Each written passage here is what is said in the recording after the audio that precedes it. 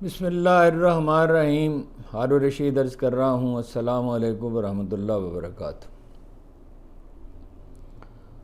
محترمہ مریم نواز نے supreme court کے ججوں پہ ایک بڑا حملہ کیا ہے اور یہ کہا ہے کہ ان سے آہنی ہاتھوں کے ساتھ نمٹا جائے گا،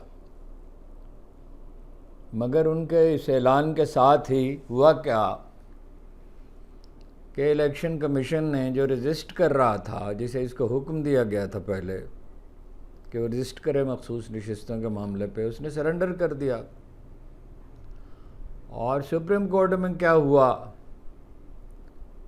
کہ بے شک قاضی صاحب کے دو رفیق کار واپس آ گئے،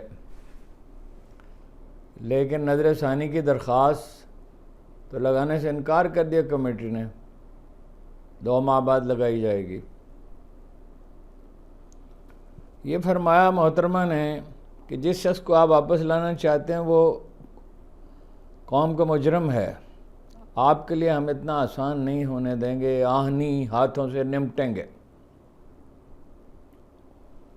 کیا وہ شخص ملک دشمن ہے جس نے 3 شوکت خانم ہاسپٹل بنائے، نمل کالج بنایا، 2005 کے زلزلے میں 10,000 شیلٹر ہومز بنائے؟ یہ تقریباً اتنے ہی تھے، اس سے تھوڑے سے کم یا کچھ زیادہ ہو سکتے ہیں جتنے پنجاب حکومت نے بنائے۔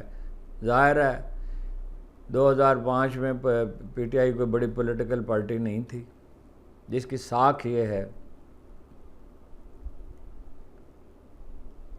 اور ملک دشمن کون ہے؟ اچھا، یہ بھی انہوں نے کہا کہ یہ کون لوگ ہیں جن کو ترقی اچھی نہیں لگ رہی؟ کون سی ترقی ہو رہی ہے؟ گریہ کرتی ہوئی عورتیں ٹیلی فون کرتی ہیں، بجلی کا بل، خدا کے واسطے ہمارا بجلی کا بل جمع کرا دو۔ لوگ روتے پھرتے ہیں۔ ابھی وقت ہوتا تو میں بہت سی تصویریں آپ کو دکھاتا۔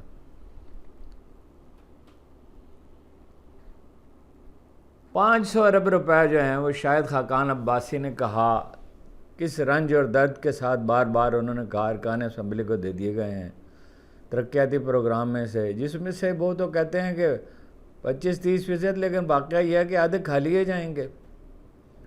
سینیٹر سراج الحق کا واقعہ میں آپ کو بتا چکا ہوں کہ وہ ٹھیکیدار نے کہا سڑک بنوا لیں، اتنی ایلوکیشن ہے، انہوں نے انکار کیا، ان کا میرے پاس اتنے پیسے نہیں ہیں، اور ہوتے ہوتے وہ 35% پہ آ گیا، 35% سے وہ سڑک بن گئی۔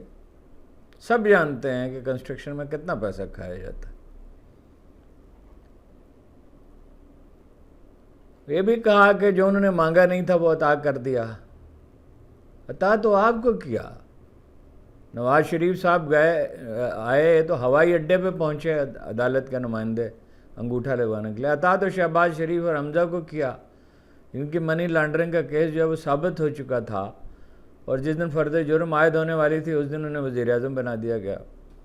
عطا تو حمزہ کو کیا تھا جب وہ چھٹی والے دن ان کی 1 ہفتے کی ضمانت منظور کر لی گئی تھی، اور یہ کہا گیا تھا کہ اجازت لے کر انہیں گرفتار کیا جائے۔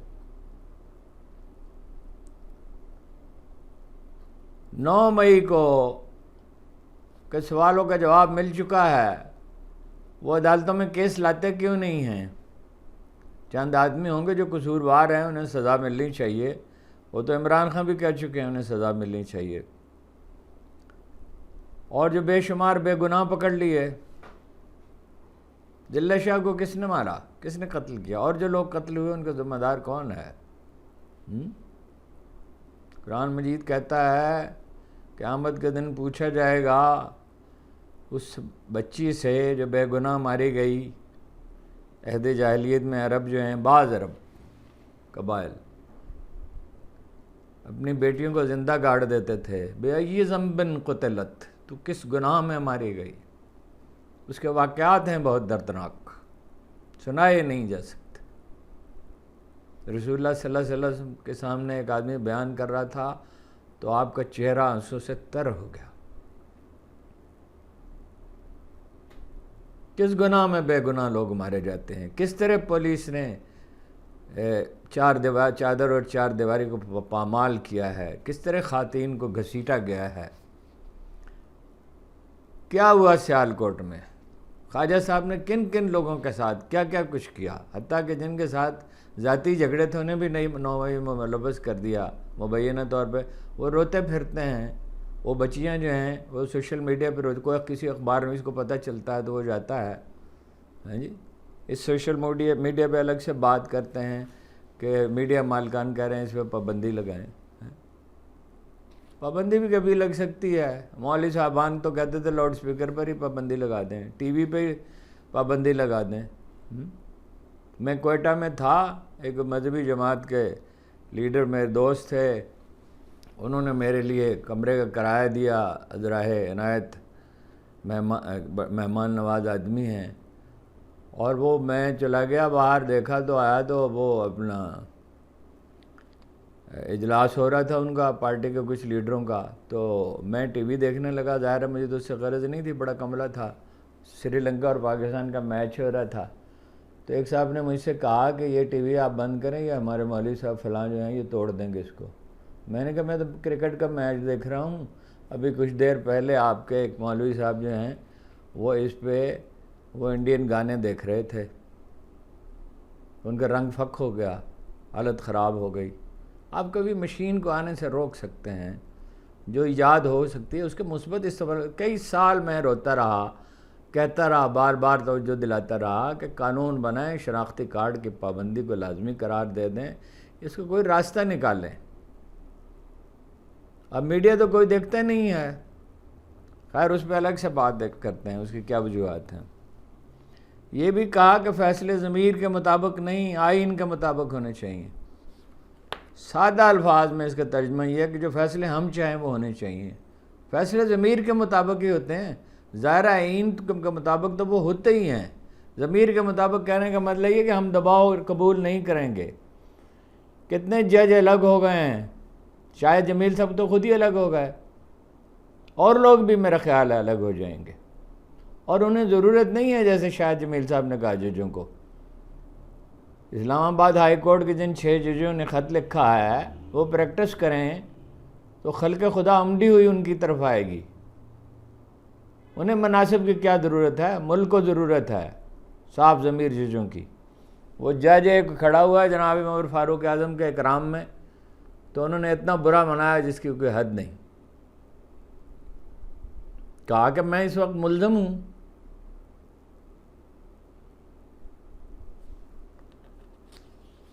یہ ایک بالکل ہی غلط بنیادوں پر ایک حکومت کھڑی ہے۔ آپ کے کتنے ووٹ تھے، کتنی آپ کے نشستیں تھیں؟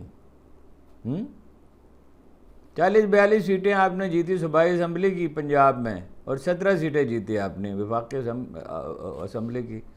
اس پہ آپ کہتے ہیں کہ جی عوام ان کا سے جواب طلبی کریں اور یہ کریں اور وہ کریں اور عوام برداشت نہیں، عوام ان کے ساتھ ہیں، گیلپ سے سروے کرا لیں، آپ کو پسندیدہ ادارہ ہے، اور آپ کو یہ بھی پتہ ہے کہ وہ غلط نہیں کریں گے، بنانا شائع نہ کریں، کرا لیں ان سے سروے۔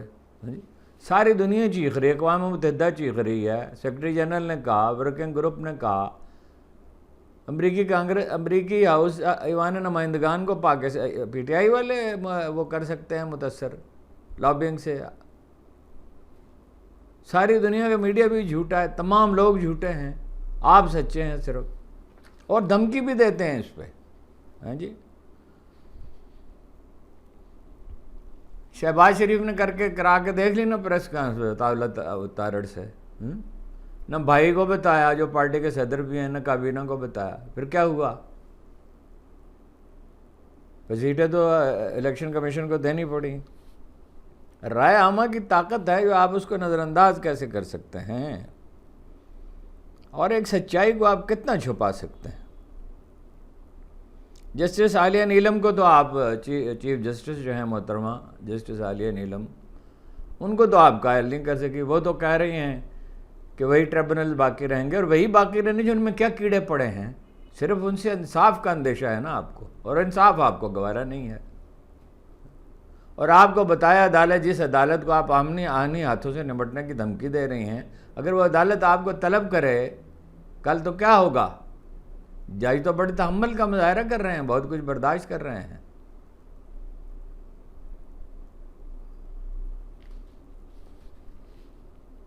حالت یہ ہے کہ جو وہ سپریم کورٹ میں ڈاک جج لگانے کی پیشکش کی جاتی ہے، لوگ قبول نہیں کرتے، اور ایسے کوئی وہ متقی لوگ نہیں ہیں جو تقوی اور زہد کی شہرت رکھتے ہوں، لیکن وہ جانتے ہیں کہ خلق خدا کے تیور کیا ہیں۔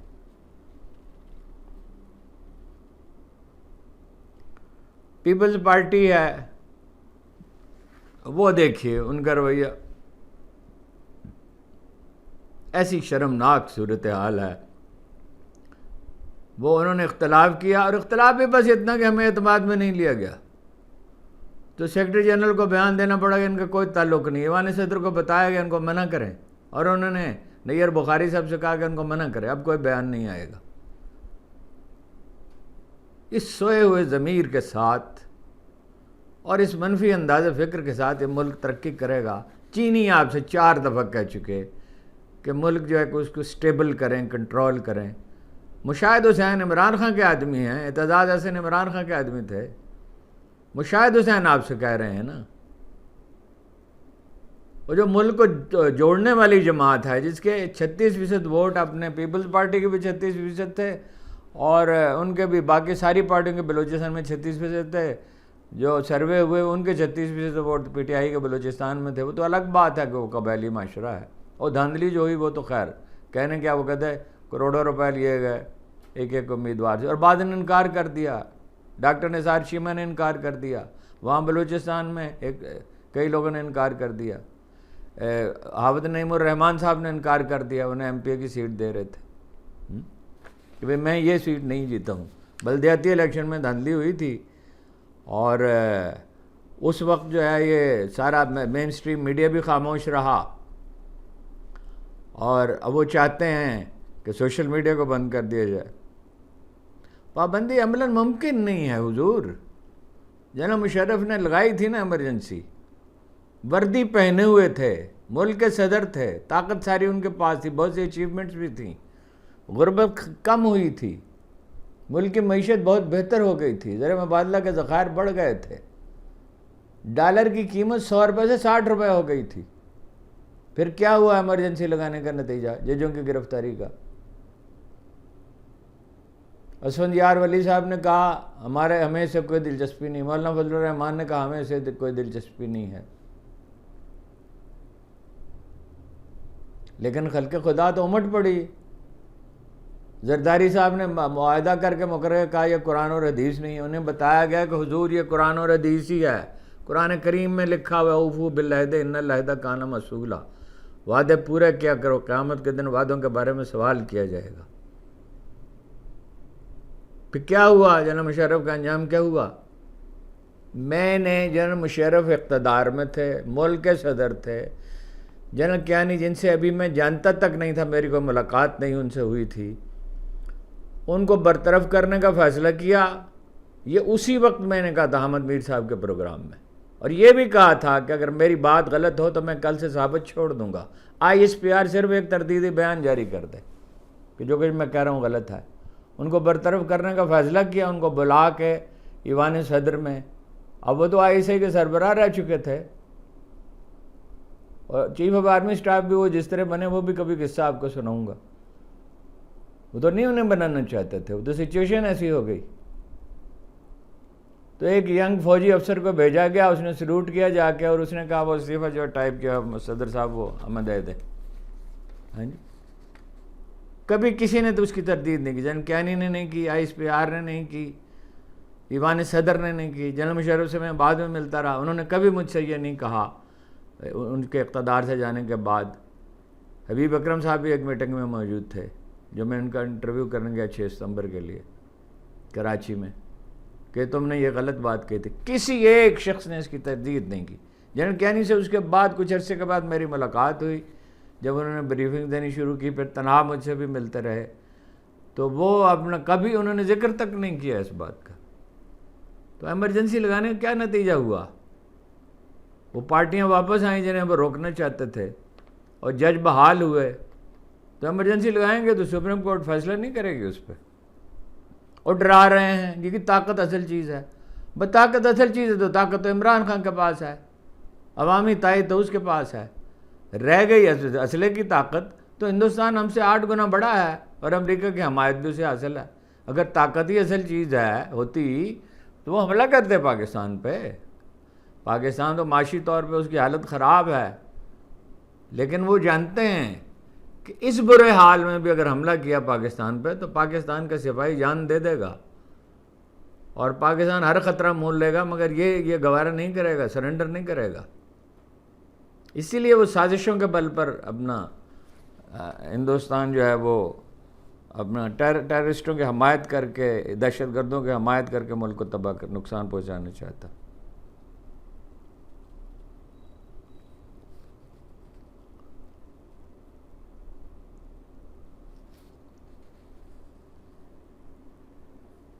اصل بات یہ ہے محترمہ مریم نواز جو ہیں وہ خوف زدہ ہیں، اور ان کے ساتھی بھی ایک اطلاع تو یہ بھی ہے کہ نواز شریف صاحب سے کہہ دیا گیا مبینہ طور پر میں اس کی تصدیق نہیں ظاہر کر سکتا، کوئی طریقہ نہیں ہے پوچھنے کا کہ آپ ملک سے باہر نہیں جا سکتے. کیا بے بسی اور بے چارگی کا عالم ہے. ایک ٹیلی فون آتا ہے اور آپ کو حکم ماننا پڑتا ہے. ایسی کیا حکومت ہے؟ خراج کی جو گدا ہو وہ کیسری کیا ہے؟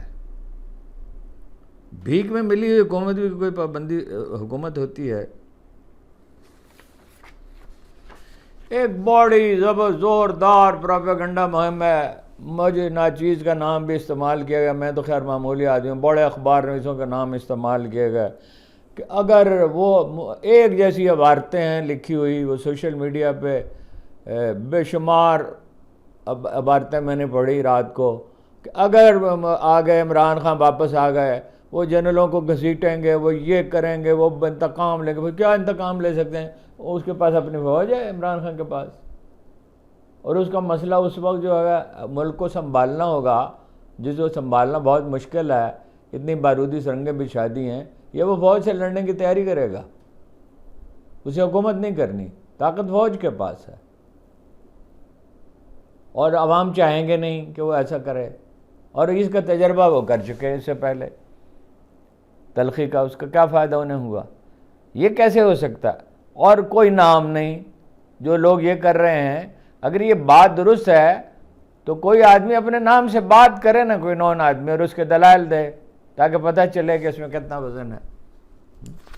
مشہور اخبار میں اس کے نام لیے جائے. کئی باتیں مجھ سے بھی منسوب کی گئی. خیر میرے نام تو استعمال کرتے تھے، کبھی پی ٹی آئی والے، کبھی نون لیگ والے، کبھی کوئی دوسرے لوگ. ہاں جی، میں تو اس کا جواب دیتا ہوں. میں تو اپنا ایک واضح موقف رکھتا ہوں. ہر شخص کو معلوم ہے کسی بھی چیز کے بارے میں غلطی ہو جاتی ہے، یہ نہیں کہ کوئی غلطی نہیں ہوتی، لیکن میں سوچ سمجھ کر رائے دیتا ہوں، مشورہ کرتا ہوں، اہل علم سے پوچھتا ہوں جہاں بات میری سمجھ میں نہیں آتی. منصور علی شاہ صاحب کے خلاف جسٹس منصور علی شاہ نہایت محترم آدمی ہیں، نہایت ان کا شاندار کیریئر ہے. اب تک ان کا کردار جو ہے، ان کے کردار کشی کی مہم چلائی جا رہی ہے. تو پہلے ججوں کی جو کردار کشی کی مہم سی، دو تین آدمیوں سے آپ نے استعفیٰ لے لیا، وہ انڈر پریشر. اب تو صورتحال وہ ہے ہی نہیں، اس لیے کہ وہ چیف جسٹس بننے والے ہیں، اس لیے کہ وہ ان سے اندیشہ آپ کو ہے کہ وہ انصاف کریں گے. بنوں میں بہت افسوسناک صورتحال ہوئی. میرا دل نہیں چاہتا اس پر تفصیل سے بات کرنے کو. ایک تصویر ہے، میں کوشش کروں گا آپ کو دکھا دوں. فائرنگ ہوئی، بے گناہ لوگ شہید ہوئے، لیکن وہ پھر پلٹ کر آ گئے، اور وہ سفید جھنڈے اٹھا کے وہ نکلتے ہیں. وہ دہشت گردی کی کارروائی کے خلاف ہے. لوگوں کو، قوم کو اعتماد میں لیا جائے. ہر چیز میں طاقت کا استعمال کون سی دانائی ہے؟ سینیٹر مشتاق جیسے آدمی نے کہا کہ گولیوں سے نفرت بوئی جا رہی ہے. اور خبریں بھی ہیں. ایک تو وہ میڈیا مالکان جناب، وہ میٹنگ ہوئی ہے اور سوشل میڈیا پہ پابندی کا مطالبہ کر رہے ہیں. ہاں جی، تو پریشان اس لیے ہیں کہ انہیں ٹی وی چینل لوگوں نے دیکھنا کم کر دی ہے. بھئی جب پابندی لگا دی گئی کہ عمران خان کا نام ہی نہیں لیا جا سکتا، اور جب انہیں اشتہارات دیے، برائب بھی کیا گیا، ترغیبات بھی دی گئیں، اور ویسے مین اسٹریم میڈیا کا کوئی وجود ہی نہیں ہے. میڈیا یہ نہیں ہوتا.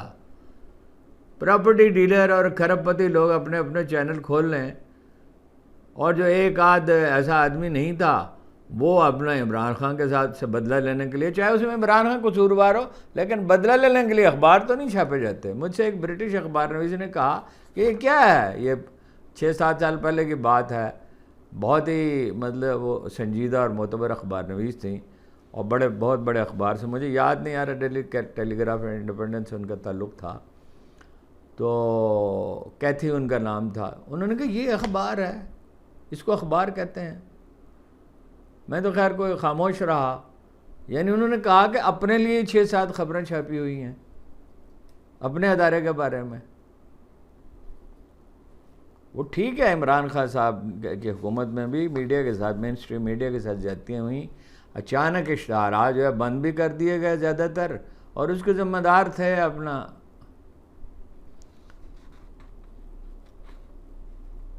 ان کے وزیر اطلاعات۔ میں تو اس وقت بھی ان سے کہا کہ کیا کر رہے ہیں آپ، اور بتدریج نرخوں میں بھی کمی کرنی تو بتدریج کرنی چاہیے تھی۔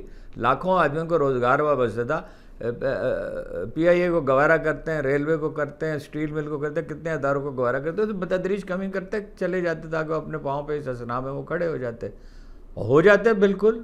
اس پہ غور و فکر کیا گیا تھا، اس کے طریقے تلاش کر لیے گئے تھے، لیکن آپ انہیں ترغیب دیں اشتہارات کی، اور دوسری تو دبائیں، سارے کاروباری لوگ ہیں۔ مثلا میں ایک پراپرٹی ٹائکون کا قصہ آپ کو بتاتا ہوں۔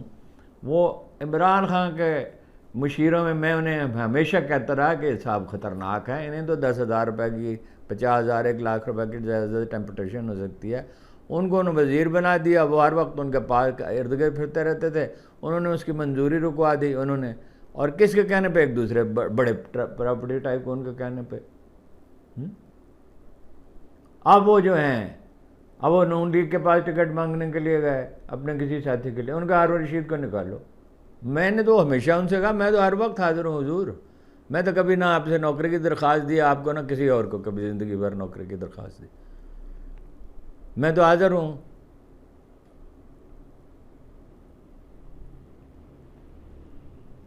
اور یہ تو ایسا قصہ ہے، میرے بارے میں، چونکہ میں آپ کو سنانا نہیں چاہتا، اپنے بارے میں بات نہیں کرنا چاہتا، اس کی اتنی تفصیلات ہیں افسوسناک جس کی کوئی حرج نہیں ہے۔ مجھے ڈرانے کی کوشش کی جاتی رہی، دھمکیاں دی جاتی رہیں، جھوٹے قصے بھی سنائے گئے، پھر ترغیبات دی جاتی رہیں، اور میں نے کہا بھائی میں نوکری چھوڑتا ہوں، میں تو جب بھی کسی ادارے میں یہ مسئلہ ہوا، الحمدللہ جنرل راحیل شریف صاحب بھی بڑے ناراض تھے، اور مانتے بھی تھے ان کے ساتھی کی غلطی ان کی ہے۔ جس موضوع پہ میں لکھا تھا کہ تفصیل عرض کروں گا، کہ وہ اس وقت بھی مجھ سے کہا گیا کہ جی بڑے ناراض ہیں جی، میں نے کہا استعفیٰ حاضر ہے جی، ناراض ہیں تو کہ جی فوج ناراض ہے، میں نے کہا فوج تو مجھ سے کبھی ناراض ہو سکتی ہی نہیں ہے، میں تو پاکستانی فوج کے لوگوں سے دنیا بھر میں جہاں ملتا ہوں تو کھلے بازوں سے میرا استقبال کرتے ہیں، میں تو دہشت گردی کی جنگ میں اس طرح دل و جان سے ان کا ساتھ دیا ہے، لوگوں کے تانے سنے مگر ان کا ساتھ دیا، اور دینا چاہیے تھا، میرا ضمیر اس پہ مطمئن ہے۔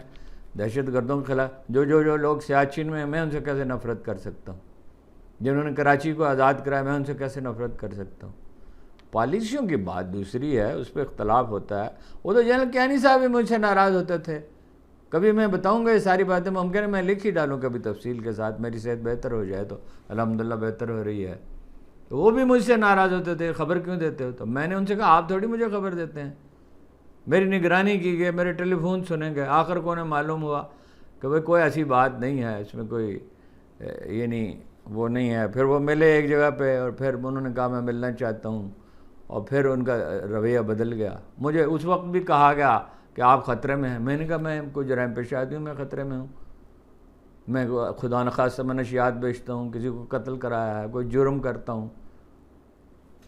میں تو اپنے بل بھی کبھی لیٹ نہیں کرتا، میں تو اپنی اخبار نویس کی حیثیت کبھی استعمال نہیں کرتا کوئی ذاتی مفاد کے لیے، لوگوں کو بتاتا تک نہیں ہوں بیشتر اوقات کسی سے لین دین ہو کہ میں کون ہوں۔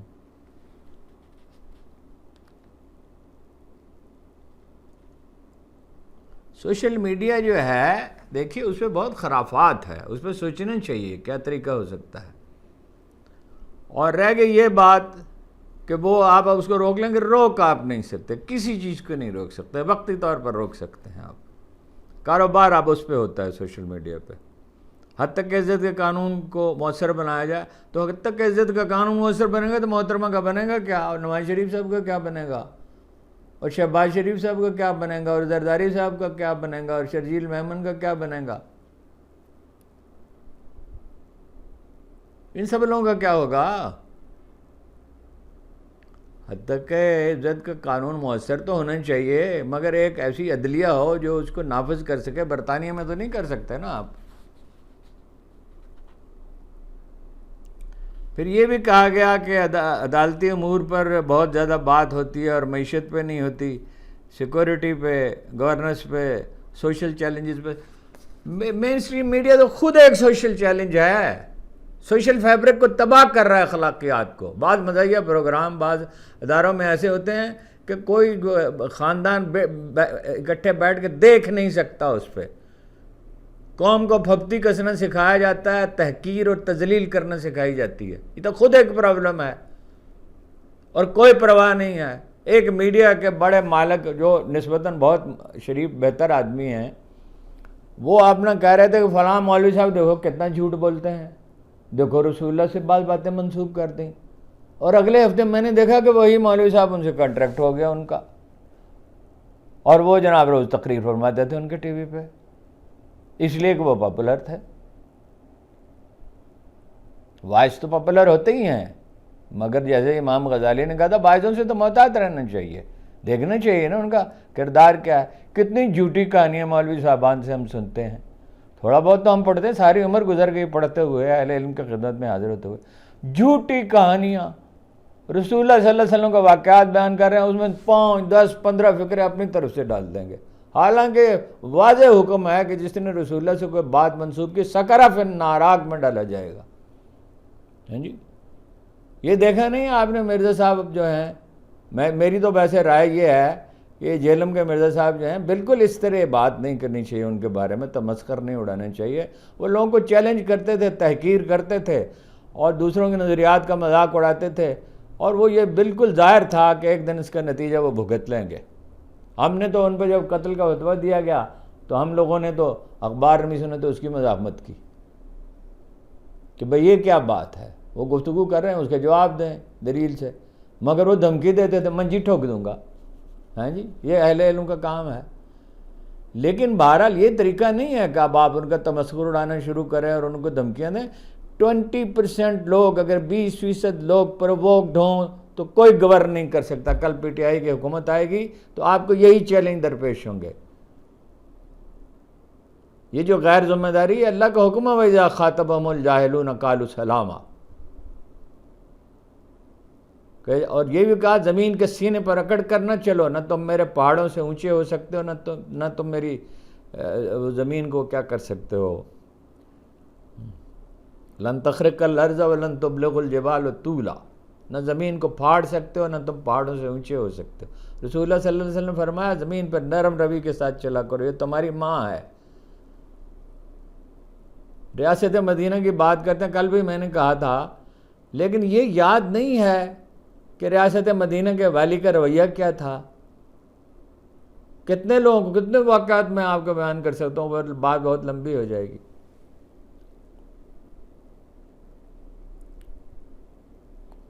یہ بھی اس میٹنگ میں کہا گیا, جو میڈیا مالکان سے کسی صحافی کو زد و کوب نہیں کیا, نہ کسی کے پر سختی کی گئی, اور یہ جھوٹ بولا جا رہا ہے. یہ ارشد شریف کو کسی نے شہید کیا تھا نا, کسی نے ملک سے نکلنے پہ مجبور کیا تھا, عمران ریاض کو کوئی لے گیا تھا نا, سمیع ابراہیم کو اغوا کیا گیا تھا نا, صدیق جان کو, سب نام مجھے یاد نہیں آ رہے, معافی چاہتا ہوں. جی, عمران خان کے دور میں بھی ہوئے کچھ واقعات, لیکن یہ کہ وہ اصرار کرتے تھے چھوڑیں ان کو. جولائی میں دوبارہ ملاقات ہوگی. بھائی مثبت انداز فکر کے سوا کوئی چارہ نہیں ہے. آئین کی بالادستی اور ایک خاص اخلاقی معیار اور عدالتوں کی آزادی اور فوج کو سیاست سے کوئی تعلق نہ ہو. عمران خان صاحب نے جو غلطیاں کی تھی 2018 میں انہیں سپورٹ نہیں لینی چاہیے تھی اسٹیبلشمنٹ کی, اور جب حکومت مل گئی تھی تو بزدار جیسے لوگوں کو نہیں لگانا چاہیے تھا, محمود خان کو نہیں لگانا چاہیے تھا.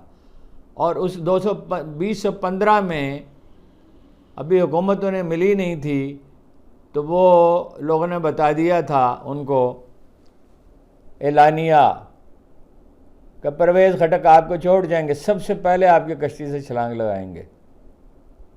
جو غلطیاں جو پی ٹی آئی نے کی ہیں اس پہ بھی انہیں غور کرنا چاہیے، اس پہ بڑے برہم ہوتے ہیں کہ ہماری خامیاں۔ ایک صاحب اتنا بگڑے، ایک دوست، عزیز دوست، کہ آپ اس وقت ان کی خامیوں کی بات کر رہے ہیں۔ میں نے وہ جو بات ہے ان سے کی، وہ تو بالکل زبانی بات کر رہا تھا، وہ تو کبھی میڈیا پہ میں نے کی نہیں کہ بھئی یہ احتیاط کرنی چاہیے، فلاں معاملے میں احتیاط کرنی چاہیے، سلیقہ مندی سے چلنا چاہیے، حکمت سے کام لینا چاہیے۔ عجیب ہمارا یک رخا رویہ ہے، جس طرف چل پڑتے ہیں بس چل پڑتے ہیں۔ اب فوج سے وہ باتیں بھی منسوب کی جا رہی ہیں جو غلطیاں اس کی نہیں ہیں، اور جب میں یہ بات پوائنٹ آؤٹ کرتا ہوں کئی ڈرتا ہے۔ یہ ڈرا ہوا آدمی جو ہے، اس نے کتنی اذیت سہی ہے، میں اس وقت آپ کو بتانا نہیں چاہتا کتنی دھمکیاں مجھے دی گئی ہیں، کن خطرات سے میں گزر کر زندہ سلامت ہوں۔ آسٹریلیا میں اور امریکہ میں بیٹھ کے اور لندن میں بیٹھ کے تو بات کرنا بڑا سہل ہے۔ یہ نہیں میں کہتا کہ ان سب کا موقف غلط ہوتا ہے، بعض کا موقف بڑا درست ہوتا ہے۔ بہت ڈاکٹر معید پیرزادہ نے بڑی خدمت انجام دیا، بعض چیزوں سے مجھے اختلاف بھی ہے، انہوں نے ریپلیس کر دیا حسین حقانی کو۔ پڑھے لکھے آدمی ہیں، بہت سے لوگ، بہت سی چیزیں کنسٹرکٹیو بھی وہاں سے آتی ہیں، لیکن ہماری جگہ بیٹھ کے دیکھیے نا، آپ کو پتہ چلے کہ کیا زخم ہم نے کھائے ہیں اور کتنا ان پہ صبر کیا ہے۔ اور کوئی کہ یہ اس لیے نہیں میں کہہ رہا کہ کسی پہ کوئی احسان کیا ہے، ایک ذمہ داری ہے۔ جب ہم آ گئے جرنلزم میں تو ہماری ذمہ داری ہے کہ سچ بولیں، جھوٹ تو بولنے کی اجازت نہیں ہے، اور ذاتی مفادات کی حفاظت نہیں۔ ادھر اخبار نویس ہیں، دھمکیاں دیتے ہیں، یہ ہو جائے گا، وہ ہو جائے گا، اٹھا کر لے جائیں گے، طاقت سب کچھ ہوتی ہے۔ طاقت سب کچھ ہوتی تو یہ سپر پاور جو ہے سمٹ کر جزیروں میں کیوں محدود ہو جاتی؟ طاقت سب کچھ نہیں ہے، سچائی سب سے بڑی طاقت ہے، اور آخر کار وہ بروئے کار اس وقت نہیں آتی جب لوگ حکمت سے کام نہیں لیتے، صبر سے کام نہیں لیتے۔ بات پھر لمبی ارادہ نہیں ہوتا لمبی بات کرنے کا، لیکن وہ کیا اقبال نے کہا تھا کہ جب روح کے اندر متلاطم ہوں خیالات، جذبات پہ قابو نہیں رہتا، جب روح کے اندر متلاطم ہوں خیالات۔ یہ مشکل وقت آتے ہیں، اس سے بہت زیادہ کٹھن وقت آئے ہیں۔ یہاں سکھوں کی حکومت تھی، ادھر مرہٹوں نے دلی کو فتح کر لیا تھا، وہ تو وہاں تخت پہ اس لیے نہیں بیٹھے کہ ان کی اپنی حکمت عملی کا تقاضا تھا۔ خانہ جنگی ہوتی رہی 19ویں صدی میں پوری۔ 1937 سے برا وقت نہیں آیا جب قائد اعظم کو 24% ووٹ ملے تھے، مسلمانوں کے 24% ووٹ۔ اس سے ہم گزر جائیں گے، لیکن تعمیری انداز فکر کے ساتھ، جھوٹ بول کر نہیں، نفرت پھیلا کر نہیں، منفی انداز فکر کے ساتھ نہیں۔ اور ذمہ داری سب سے زیادہ اسٹیبلشمنٹ کی ہے۔ یہ جعلی حکومت نہیں چل سکتی، جو مرضی کر لیں، سوال ہی پیدا نہیں ہوتا، نہیں چل سکتی، کبھی تاریخ میں ایسا ہوا ہی نہیں ہے۔